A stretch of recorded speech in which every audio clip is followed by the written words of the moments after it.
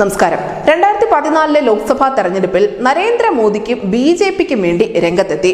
2017 ഉത്തർപ്രദേശ് നിയമസഭാ തെരഞ്ഞെടുപ്പ് കാലത്ത് ബി.ജെ.പിക്കൊപ്പം അടിയുറച്ചു നിന്നു. 2018 ഫെബ്രുവരി വരെ ആഭ്യന്തരമന്ത്രി അമിത്ഷായുടെ വലം കൈയായി നിന്ന് പ്രവർത്തിച്ചു.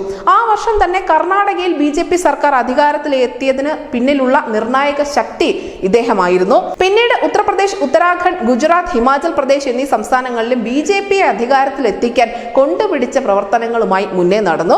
പിന്നീട് വടക്ക് നിന്നും നേരെ കളം മാറ്റി തെക്കേ ഇന്ത്യയിലേക്ക് എത്തുന്നു. തമിഴ്നാട്ടിൽ DMK-ക്കൊപ്പവും അണ്ണാ DMK-ക്കൊപ്പവും പ്രവർത്തിക്കുന്നു.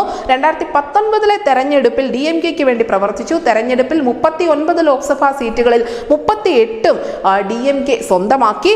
സമൂഹ മാധ്യമങ്ങളിൽ സ്ഥാനാർത്ഥികളുടെ മുഖവും നിലപാടുകളും ഒക്കെ തുറന്നു പറയുമ്പോൾ പോലും അയാൾ ഒരിക്കലും ഈ മാധ്യമങ്ങൾക്ക് പിടികൊടുത്തിട്ടേയില്ല.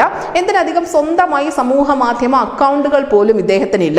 പൊതുജനങ്ങൾക്ക് അത്ര പരിചിതനല്ലാത്തത് കൊണ്ട് തന്നെ ഏത് ആൾക്കൂട്ടത്തിനിടയിലേക്കും സധൈര്യം ഇറങ്ങി ചെല്ലാനും സാധിക്കും. സ്ഥാനാർത്ഥി നിർണയം മുതൽ പ്രചാരണ തന്ത്രങ്ങളും പ്രകടന പത്രിക തയ്യാറാക്കുന്നതിൽ വരെയും ശക്തമായ സ്വാധീനം ചെലുത്തുന്ന ആ അജ്ഞാതന്റെ പേര് സുനിൽ കനഗുലു എന്നാണ്. നമ്മൾ പലവട്ടം സുനിൽ കനഗുലുവിനെ കുറിച്ച് പറഞ്ഞിട്ടുണ്ട്. ഇപ്പോൾ വീണ്ടും അദ്ദേഹത്തെ കുറിച്ച് ആവർത്തിക്കേണ്ട ഒരു ആവശ്യകത ഉണ്ടായിരിക്കുകയാണ്. കർണാടകയിലെ ബെല്ലാരി സ്വദേശിയാണ് ഈ സുനിൽ കനഗുലു. തെരഞ്ഞെടുപ്പുകളിൽ നമുക്കറിയാം, ഇപ്പോൾ രാഷ്ട്രീയ പാർട്ടികളെ ഒക്കെ കൃത്യമായി നയിക്കുന്നത് അല്ലെങ്കിൽ സ്വാധീനിക്കുന്നത് വിവിധ സ്വതന്ത്ര ഏജൻസികൾ തന്നെയാണ്. അത്തരമൊരു ഏജൻസിയുടെ തലവനാണ് ഈ സുനിൽ കനഗുലു. ബി.ജെ.പിക്കൊപ്പം മൈൻഡ് ഷെയർ എന്ന പേരിൽ പ്രവർത്തിച്ചിരുന്ന കനഗുലുവും സംഘവും ഇപ്പോൾ കോൺഗ്രസിന് വേണ്ടി ഇൻക്ലൂസീവ് മൈൻഡ്സ് എന്ന പേരിലാണ് പ്രവർത്തിച്ചുകൊണ്ടിരിക്കുന്നത്. രാഷ്ട്രീയ തന്ത്രജ്ഞനായ പ്രശാന്ത് കിഷോറിന്റെ സംഘാംഗമായിരുന്ന സുനിൽ കനഗുലുവിനെ അത്ര പെട്ടെന്നൊന്നും തള്ളിക്കളയാൻ സാധിക്കില്ല. അദ്ദേഹത്തിന്റെ തന്ത്രങ്ങളെ അങ്ങനെ അങ്ങ് നിസ്സാരവൽക്കരിക്കാനും സാധിക്കില്ല. ഒരു ദിവസം 20 മണിക്കൂറാണ് അദ്ദേഹം കോൺഗ്രസിന് വേണ്ടി പണിയെടുത്തിരുന്നത്. ഒരു ദിവസം പോലും അവധി എടുക്കുകയും ചെയ്തിരുന്നില്ല. കർണാടകയിൽ കോൺഗ്രസ് നേടിയ അട്ടിമറി വിജയത്തോടു കൂടി പാർട്ടിക്കുള്ളിൽ തന്റെ സ്ഥാനം കൂടുതൽ അരക്കിട്ടുറപ്പിച്ചിരിക്കുകയാണ് ഈ സുനിൽ കനഗുലു.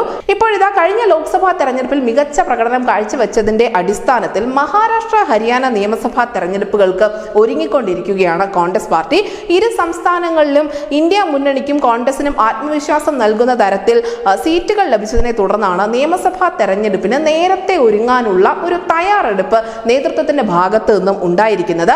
ഇതിനായി പാർട്ടിയെ ഒരുക്കുന്നതാവട്ടെ രാഹുൽ ഗാന്ധിയോ KC വേണുഗോപാലോ DK ശിവകുമാറോ ഒന്നുമല്ല, മറിച്ച് നമ്മൾ നേരത്തെ സൂചിപ്പിച്ച സുനിൽ കനഗുലുവാണ്. കനഗുലുവിനെ ലോക്സഭാ തെരഞ്ഞെടുപ്പിന്റെ എല്ലാ നീക്കങ്ങളിൽ നിന്നും ഒഴിവാക്കി കൊടുത്തിരുന്നു. അങ്ങനെ ലോക്സഭാ തെരഞ്ഞെടുപ്പിൽ നിന്നും സുനിൽ കനഗുലു മാറി നിന്ന സാഹചര്യത്തിൽ നിരവധി അഭ്യൂഹങ്ങൾ ഉയർന്നിരുന്നു. അദ്ദേഹം മറ്റ് രാഷ്ട്രീയ പാർട്ടികൾക്ക് വേണ്ടി, പ്രത്യേകിച്ച് ബി.ജെ.പിയിലേക്ക് തന്നെ തിരികെ പോകാനുള്ള സാധ്യതയുണ്ട് എന്ന തരത്തിൽ. പക്ഷേ അങ്ങനെയല്ല. ലോക്സഭാ തെരഞ്ഞെടുപ്പിൽ അദ്ദേഹം ശ്രദ്ധ കേന്ദ്രീകരിക്കാതിരുന്നത് വരാൻ പോകുന്ന നിയമസഭാ തെരഞ്ഞെടുപ്പുകളിൽ നേട്ടമുണ്ടാക്കുന്നതിന് വേണ്ടി, അതിന്റെ പിന്നണിയിൽ പ്രവർത്തിക്കുന്നതിന് വേണ്ടിയാണ് എന്നാണ് ഇപ്പോൾ പുറത്തു വരുന്ന റിപ്പോർട്ടുകൾ നൽകുന്ന സൂചന. മഹാരാഷ്ട്ര, ഹരിയാന നിയമസഭാ തെരഞ്ഞെടുപ്പ് പ്രവർത്തനങ്ങളിൽ പൂർണ്ണ ശ്രദ്ധ പതിപ്പിക്കുന്നതിന് വേണ്ടിയാണ് ഈ ലോക്സഭാ തെരഞ്ഞെടുപ്പിൽ നിന്നും കനഗുലുവിനെ കോൺഗ്രസ് ഒഴിവാക്കി കൊടുത്തത്. നമുക്കറിയാം, ബി.ജെ.പിക്കൊപ്പം നിന്ന് തന്ത്രങ്ങൾ പഠിച്ച് പരിശീലിച്ച ആളാണ് സുനിൽ കനഗുലു. അതുകൊണ്ട് തന്നെ അയാളെ ഒരു എതിരാളിയായി കണ്ടുകൊണ്ട് തന്നെ മോദിയും കൂട്ടരും മുന്നോട്ട് പോകേണ്ടതുണ്ട്. ഈ ലോക്സഭാ തെരഞ്ഞെടുപ്പിന്റെ കണക്കുകൂട്ടലുകളും സീറ്റ് വീതം വയ്പും ഒക്കെ കഴിഞ്ഞിരിക്കുന്നു. 2 സംസ്ഥാനങ്ങളിൽ ബി.ജെ.പി അധികാരത്തിലേറിയിരിക്കുന്നു. കേന്ദ്രത്തിൽ ഒരു സ്ഥിരതയുള്ള സർക്കാരും വന്നിരിക്കുന്നു. ഇനി അടുത്ത ലക്ഷ്യം എല്ലാ രാഷ്ട്രീയ പാർട്ടികൾക്കും വരാനിരിക്കുന്ന നിയമസഭാ തെരഞ്ഞെടുപ്പുകൾ തന്നെയാണ്.